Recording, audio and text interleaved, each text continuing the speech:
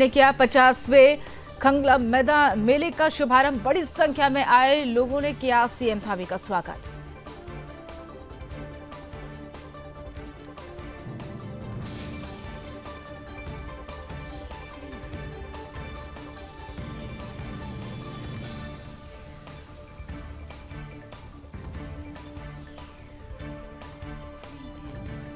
CM Dhami ने किया हल्द्वानी का दौरा। पार्टी विधायकों और कार्यकर्ताओं ने किया जोरदार स्वागत। अलग अलग विभागों ने अधिकारियों के साथ की समीक्षा बैठक।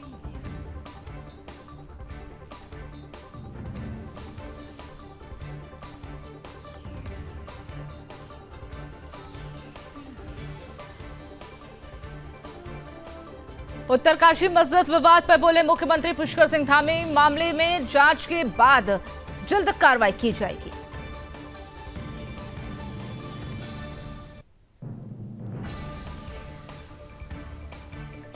सीएम धामी जल्द करेंगे प्रदेश के सभी जिलों का दौरा। सभी जिलों में चल रही योजनाओं की भी जानकारी लेंगे।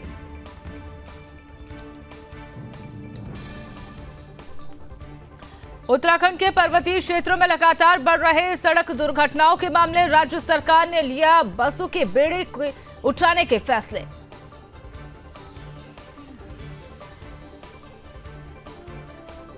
पहाड़ों में कहीं इन दिनों पहली बर्फबारी की वजह से कहीं गुलदार का आतंक देखने को मिल रहा है, तो कहीं जंगली जानवर के आतंक से लोग परेशान हैं।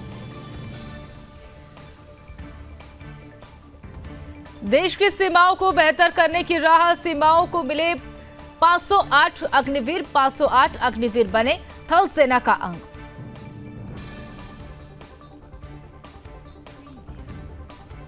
उत्तराखंड में बढ़ते नशे को लेकर प्रशासन सख्त। सार्वजनिक स्थानों पर शराब पीने वालों के खिलाफ सख्त कार्रवाई की जा रही। शराब पीने वाले 2000 से ज्यादा लोगों का चालान काटा, तो वहीं 508 लोगों की हुई गिरफ्तारी।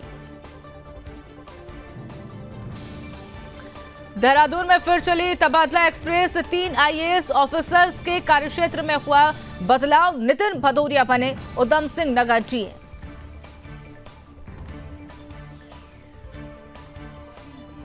देहरादून में district forum of Doon for Doon साझा मंच कार्यशाला का आयोजन। अहम विभागों ने लोगों को मिलकर मुद्दे पर चर्चा की गई।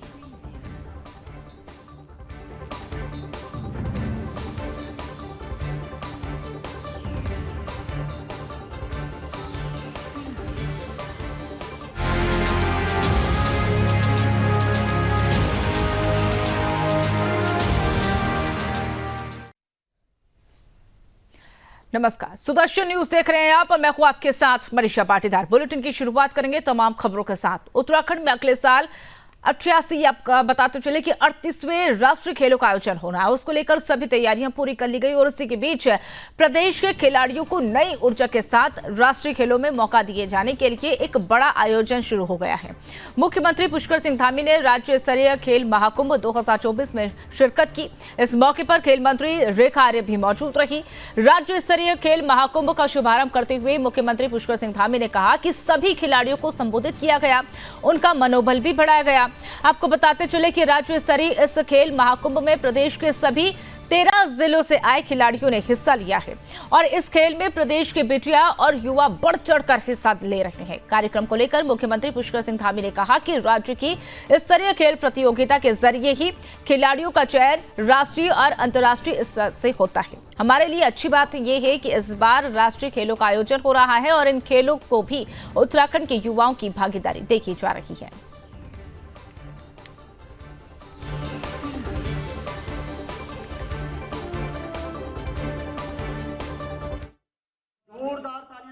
हमारे प्रदेश के ग्राम स्तर से लेकर राज्य स्तर तक के सभी जो हमारे खिलाड़ी हैं, जो हमारे प्रतिभावान युवा हैं, उन सबको आगे आने का अवसर प्रदान करता है और इसके माध्यम से उनको खेलों के क्षेत्र में खेलने के लिए एक स्थान मिलता है और नीचे से लेकर ऊपर तक सिलेक्शन होता है। आने वाले समय में इसी खेल महाकुंभ से निकलकर हमारे ये खिलाड़ी विभिन्न प्रतियोगिताओं में राष्ट्रीय स्तर पर, अंतर्राष्ट्रीय स्तर पर भाग लेते हैं और हमारा भी ये प्राथमिकता है। हम नई खेल नीति लाए हैं, उस बहुत सारी योजनाएं हम लेकर आए हैं जिससे कि हमारे राज्य के सामान्य परिवार में पैदा हुए बेटे और बेटियों को भी खेल के क्षेत्र में आगे आने का अवसर मिले, वो सारे हम प्रावधान कर रहे हैं जिसकी आवश्यकता है। और जहाँ जहाँ भी हमको लगता है कि हमारे खिलाड़ियों को आवश्यकता है, और इस वर्ष हमारे यहाँ पर राष्ट्रीय खेलों का आयोजन हो रहा है, जो निश्चित रूप से हमारे राज्य के खिलाड़ियों के लिए एक बहुत बड़ा अवसर होगा, उनका एक बड़ा एक्सपोजर होगा।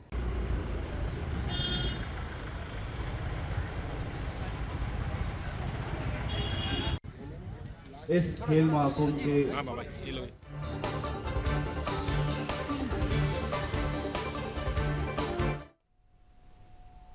देहरादून में 50वें कलंगा मेले का शुभारंभ किया गया। कार्यक्रम का शुभारंभ मुख्यमंत्री पुष्कर सिंह धामी ने किया। बड़ी संख्या में आए लोगों ने मुख्यमंत्री पुष्कर सिंह धामी का जोरदार स्वागत किया। आपको बताते चले कि मेले का आयोजन गोरखा सैनिक की स्मृति पर किया गया है। आपको बताते चले कि मेले का आयोजन मुख्यमंत्री पुष्कर सिंह धामी के द्वारा शुभारंभ किया गया और इसमें बड़ी संख्या में लोगों की शिरकत देखी गई और लोगों ने मुख्यमंत्री पुष्कर सिंह धामी का भव्य स्वागत किया। बड़ी संख्या में लोग वहां पर पहुंचे और उनके द्वारा स्वागत अभिनंदन मुख्यमंत्री पुष्कर सिंह धामी का किया गया और पटका पहनाया गया।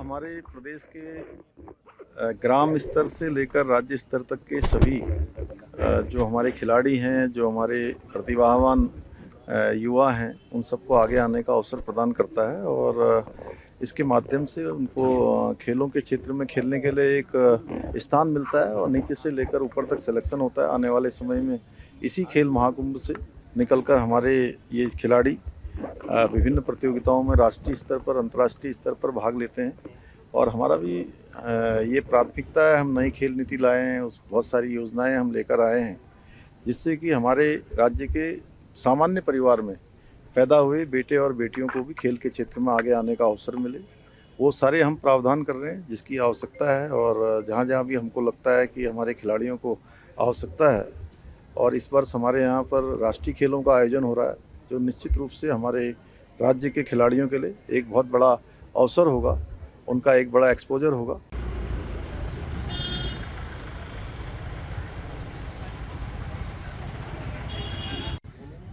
इस खेल महाकुंभ के शुरुआत के लिए माननीय मुख्यमंत्री जी, माननीय 600, 400 आगे दादा और फिर राज्य स्तर पर 1500, 1000 और 700 रुपये आप सबकी ओर से बहुत बहुत आभार। मैं निवेदन करूंगा विशेष प्रोफेसर, आप देखते हैं किसकी बारी पहले।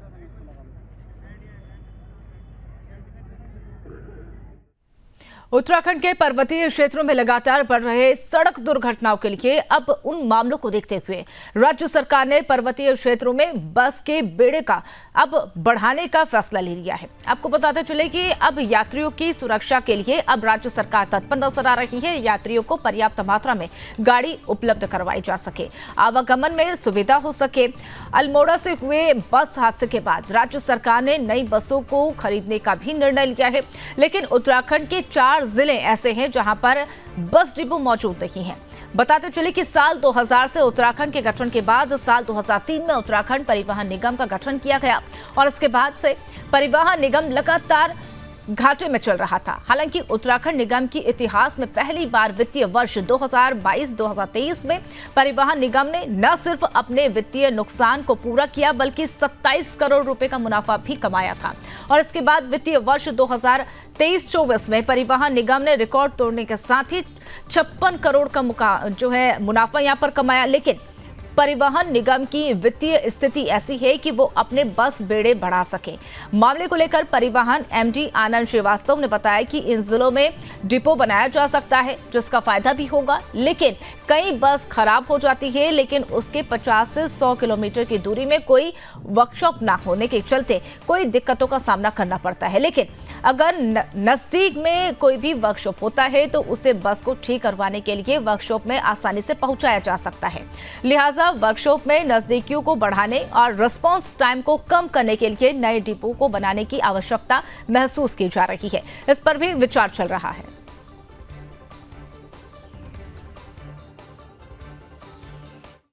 ये आपका कहना सही है कि 4 जनपदों में अभी भी डिपो नहीं है।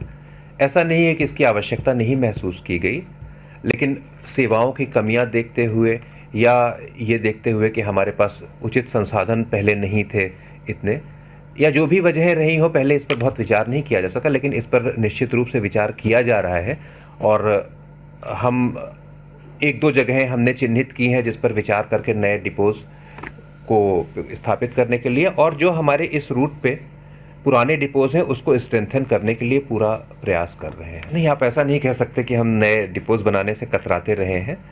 आवश्यकता महसूस होने पर डेफिनेटली नए डिपोज़ स्थापित किए जाते हैं।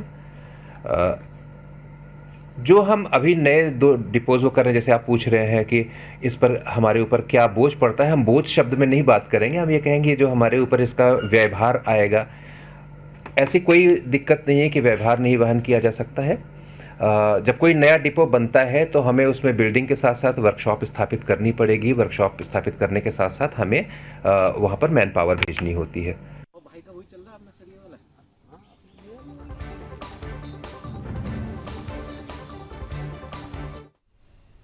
उत्तराखंड में बढ़ते नशे को देखते हुए प्रदेश सरकार काफी चिंतित दिखाई दे रही है और उसको लेकर अब पुलिस प्रशासन ने भी नशे पर रोक लगाने के लिए कमर कस ली और इसके चलते देहरादून में अब सार्वजनिक स्थान पर शराब पीने वालों के खिलाफ सख्त कार्रवाई की जा रही है। और इसी संबंध में देहरादून एसएसपी अजय सिंह के निर्देशन में देहरादून के अलग अलग इलाकों में पुलिस लगातार चेकिंग अभियान चला रही है। अभियान के तहत सार्वजनिक स्थानों जैसे जंगल, सड़कों या गाड़ियों में बैठकर शराब पीने वालों या शराब गाड़ी चलाने वालों के खिलाफ कार्रवाई की जा रही है। इस दौरान खुले में शराब पीने वालों के खिलाफ कार्रवाई की जा रही है, जिससे 2000 से ज्यादा लोगों पर कार्रवाई की जा चुकी है और इसी के साथ 508 लोगों को शराब पीकर वाहन चलाने को लेकर मौके से गिरफ्तार भी किया गया।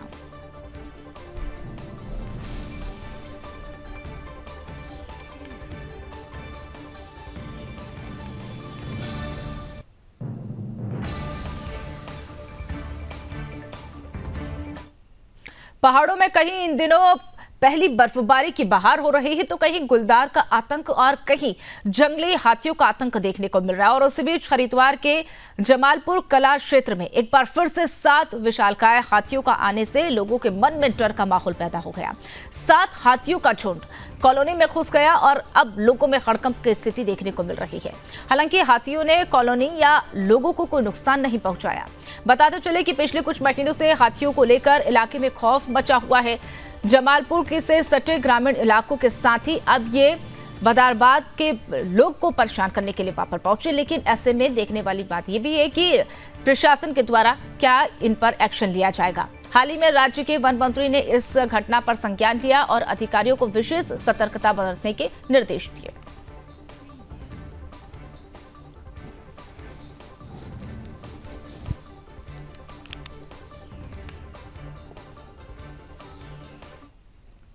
उत्तराखंड के रानीखेत में सेना के ऐतिहासिक सोमनाथ मैदान में देश की सीमाओं की निगाहबानी के लिए 508 अग्निवीरों की अब विविधता के साथ ही थल सेना का हिस्सा बन गए हैं, जो कि 31 हफ्तों के बाद ये कड़ी ट्रेनिंग के बाद सेना को सोमनाथ मैदान में आयोजित पासिंग आउट परेड में चीफ गेस्ट केंद्र कुमाऊं रेजिमेंट के कमांडर ब्रिगेडियर संजय कुमार यादव ने परेड की सलामी ली। वहां पर 508 अग्निवीर पासिंग आउट परेड में शामिल हुए और इसके साथ ही ब्रिगेडियर संजय कुमार यादव ने परेड की सलामी ली। कमांडर ने कहा कि देश सेवा की बड़ी सेवा सेना है और यही अग्निवीरों की जो लगातार कार्य हो रहे हैं वो देश का शानदार निर्णय होता है। उसके साथ ही उन्होंने क्या कुछ कहा, आपको सुनवाते हैं।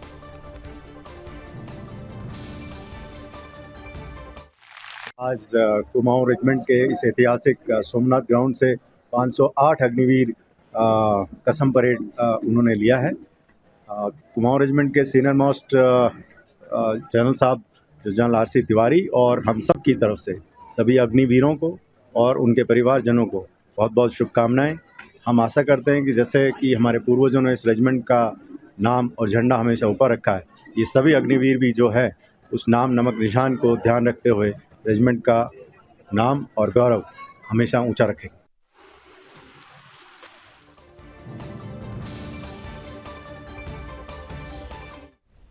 अब बात करेंगे कक्षा में, जहां पर कक्षा में 51 निर्धन कन्याओं के सामूहिक विवाह कार्यक्रम का आयोजन किया गया, जहां पर अमर ज्योति सेवा समिति के इस ग्रुप ने कार्यक्रम का आयोजन किया और इस अवसर पर सामूहिक विवाह कार्यक्रम में जय श्री राम के उद्घोष से पूरा वातावरण गुंजायमान हुआ। वहीं कार्यक्रम में पहुंचे जनप्रतिनिधियों और साधु संतों ने हिंदू समाज से एक होने का आह्वान किया। 51 बगियों पर सवार होकर नगर के मुख्य बाजारों में विशाल बारात निकाली गई। कार्यक्रम के दौरान करीब 10,000 लोग मौजूद रहे। यही नहीं, कार्यक्रम संयोजक और बीजेपी ओबीसी मोर्चा के जिलाध्यक्ष श्रीकांत राठौर के नेतृत्व में आयोजित कार्यक्रम में बीजेपी से जुड़े तमाम लोगों ने शिरकत की और इस दौरान संस्था के माध्यम से नवविवाहितों को घरेलू सामान उपहार के रूप में भेंट किया गया। कार्यक्रम में रुद्रपुर के बीजेपी विधायक शिव अरोड़ा मंच पर पहुंचे और मंच पर लोगों को संबोधित करते हुए उन्होंने कहा कि आज हिंदू समाज जागा है और अब हिंदू समाज कटेगा भी नहीं और बटेगा भी नहीं।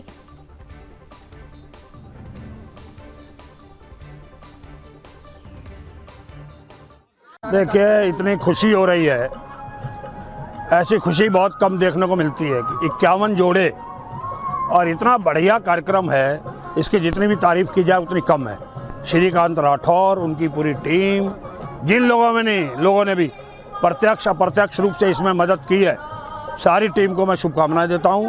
और सिस्टम से बनाया गया, देखिए 51 लोगों के लिए, लड़कियों के परिवारों के लिए बैठने के लिए जगह बनाई गई है, अलग अलग स्टॉल उनके लिए बनाए गए, उनको दहेज का सम्मान दिया जा रहा है। इतना मैंने कभी देखा नहीं, इतना बढ़िया सामूहिक कार्यक्रम इतने साल की राजनीति में। तो इसके लिए पूरी टीम को इनकी बधाई है, श्रीकांत राठौर जी को बधाई है। और अभी वो वहाँ से बारात चलेगी गल्ला मंडी से, उधर से बाजार से होते हुए आएगी। मैं बाजार में खड़े होकर उस बारात का स्वागत भी करूँगा 51 बैंड बाजों के साथ। 51 अलग अलग चलेंगे दूल्हा, तो इससे बड़ी क्या बात है। किच्छा की बहुत बड़ी खूबसूरती है और ये एकता का प्रतीक है, समाज का प्रतीक है। हम सब के लिए हम सबको दिखाता है कि हम लोग इस तरह के कार्यक्रम करें, हमको दिशा देता है। तो इसके लिए मैं बहुत इस टीम को बधाई देता हूँ। मैं घूमकर मिला हूँ सब लोगों से, अपनी बहनों से भी मिला हूँ, बच्चियों से भी मिला हूँ, दुल्हनों से भी, उनसे भी मिलकर मैंने उनको भी आशीर्वाद दिया है। उनके परिवारों को भी मैंने जाकर हर स्टॉल पर शुभकामनाएँ दी हैं, सबको बधाई दी है इस शादी समारोह की। तो ऐसे कार्यक्रम होते रहना चाहिए।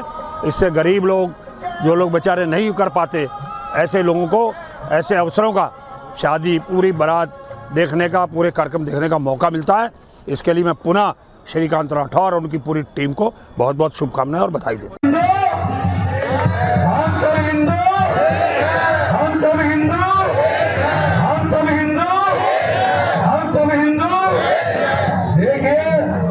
हमें एक होना पड़ेगा, एक रहना पड़ेगा। जातिवाद छोड़िए।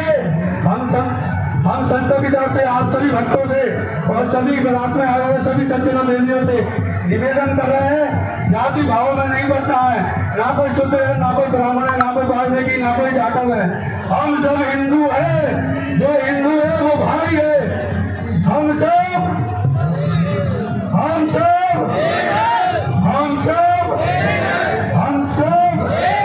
देखिए, हमें सबको एक रहना पड़ेगा। ऐसी स्थिति आने वाली है। जाति भाव को छोड़ के ये संत समाज सभी से अपील करता है, जो हिंदू है वो हमारा है, वो हमारा भाई है। हम सब हिंदू भाई है। जाति भाव में ना बढ़ के एक साथ मिलकर चलिए। सभी के घर में जाइए, हर गरीब बस्तियों में जाइए, हर गरीब तबके से मिलिए, हर सुख दुख को बांटिए, हर एक हिंदू के घर में प्यार मोहब्बत बरसाइए। ये तुम्हारे अपना समाज है, ये तुम्हारे अपने लोग हैं, ये सनातन संस्कृति है। हम सब सनातनी हैं और सनातन से प्रेम करते हैं। ये वो भारत भूमि है जहाँ श्री राम ने जन्म लिया। ये वो भारत भूमि है जहाँ कृष्ण भगवान ने जन्म लिया है। ये इतनी पावन धरा है। इस पावन धरा के हम सब वीर हैं, हम सब सनातनी हैं। हम सबको एक होना पड़ेगा। हम सब हिंदू सिखों को एक होना पड़ेगा। लोग बंटवारे का काम कर रहे हैं, बंटवारे की दोगली राजनीति कर रहे हैं। हम सबको एक होना पड़ेगा।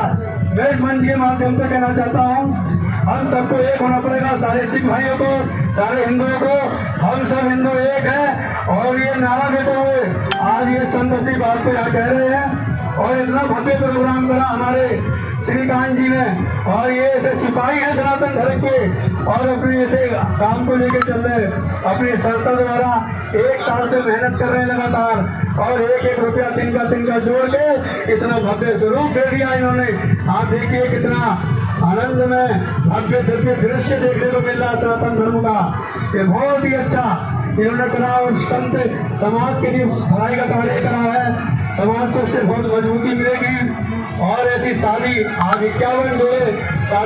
देखिए, एक बड़ा भव्य कार्यक्रम है 51 दंपतियों का, 51 युगलों का। यहाँ पर सामूहिक विवाह का कार्यक्रम श्रीकांत राठौर जी और उनकी टीम के द्वारा किया है। बहुत भव्य, बहुत व्यवस्थित।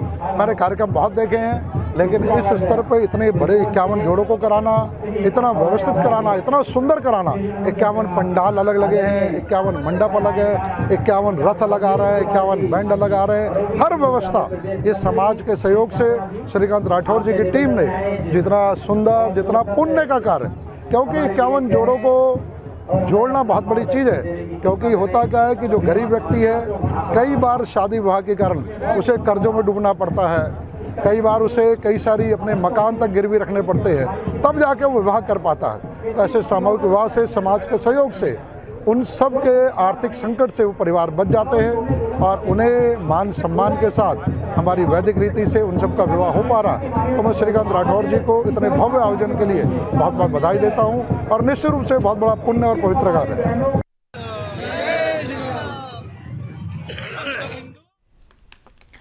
चलिए अब आगे बढ़ेंगे। दिवाली के 1 महीने के बाद मनाया जाने वाला मंगसिर मघवाल मसूरी के पास सेंची गांव, जिसको कौन विलेज के नाम से भी जाना जाता है, अब वो तिब्बत विजय का प्रतीक के रूप में भी मनाया गया। वहीं मसूरी के पास बकवाल यानी कि दीप के इस उत्सव का गढ़वाल के लिए एक अलग ही महत्व होता है और इतिहास के जानकार बताते हैं कि ये मंगसिर का बकवाल गढ़वाली ये सेना की तिब्बत विजय का उत्सव है और इस दौरान तरह तरह के पकवान बनाए गए।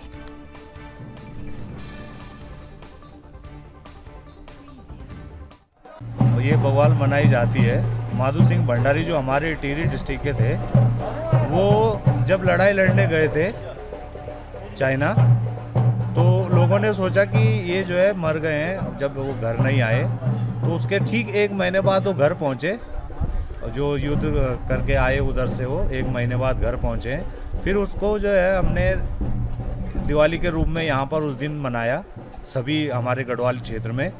और यहाँ जो पकवान पकाए जाते हैं वो पूरी होती है, जिसको हम बोलते हैं बेडुले। पकोड़े पकाए जाते हैं, बेडुले पकाए जाते हैं, खीर बनाई जाती है और अनेकों प्रकार के व्यंजन बनाए जाते हैं हमारे जो गढ़वाली हैं। और इसमें हम होल्डे खेलते हैं। दिन में हमारी एक यहाँ पर रस्साकस्सी होता है, जिसका नाम भांड बोलते हैं हम उसको। घास लाते हैं, हम बावई बोलते हैं उसको, बावई लाते हैं।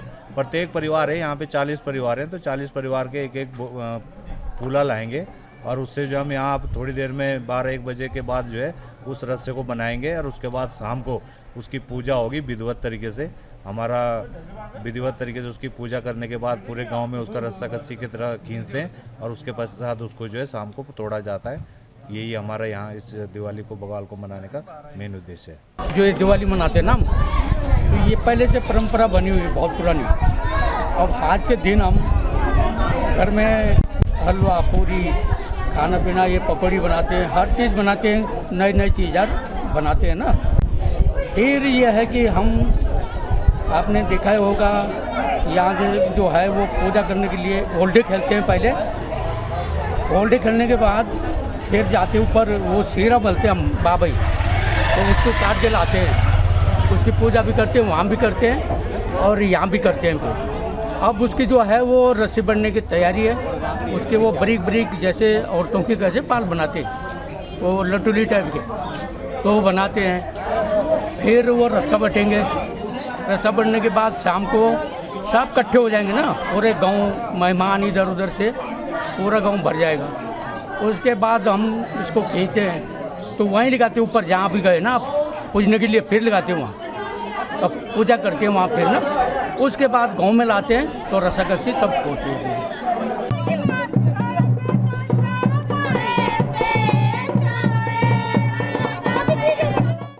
को उपजिला चिकित्सालय खटीमा की ओर से विश्व एड्स दिवस को लेकर राजीव गांधी नवोदय स्कूल खटीमा में एक जागरूकता कैंप का आयोजन किया गया और इस कैंप में स्कूल के 224 बच्चे हिस्सा लेने के लिए पहुंचे। इस कैंप का उद्घाटन मुख्य चिकित्सा अधीक्षक डॉक्टर केसी पंत के द्वारा किया गया।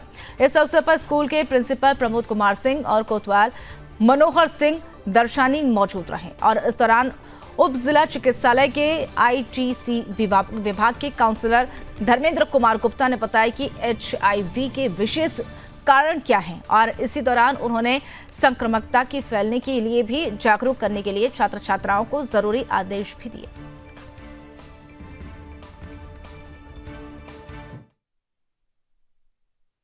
आज विश्व एड्स दिवस पर हमारा विधिक साक्षरता शिविर लगाया गया, जिसमें नवोदय विद्यालय के बच्चों को जानकारी दी गई और ये बताया कि हमें कैसे एड्स से बचाव करना है और उसकी कैसे रोकथाम करना है। लेकिन जो एड्स के जितने भी मरीज हैं उनसे हमें भेदभाव नहीं करना है, उनको अपने संग समाज में शामिल करना है।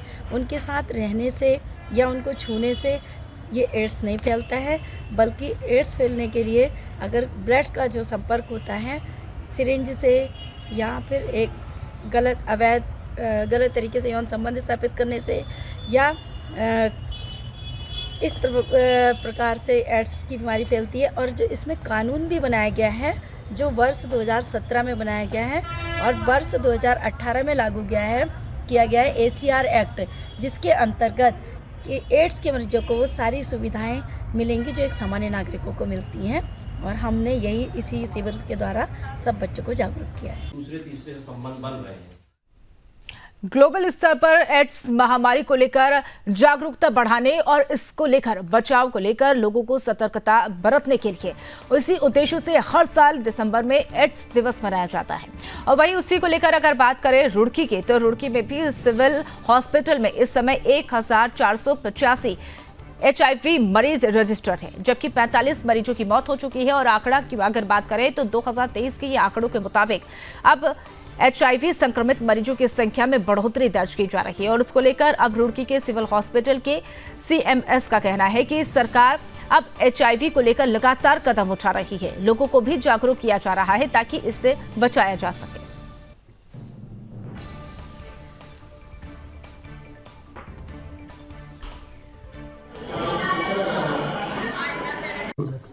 एड्स के हमारे लगभग 1485 मरीज हमारे यहाँ रजिस्टर्ड हैं ERT सेंटर में।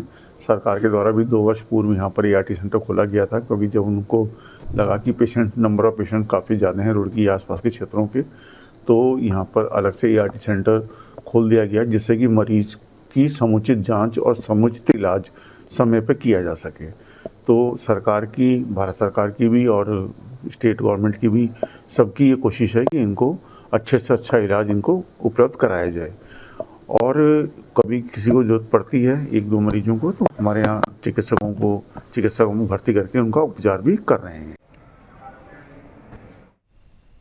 तो फिलहाल अपना उत्तराखंड में मेरे साथ उतरा ही आप देखते रहिए सुदर्शन न्यूज़। जय हिंद।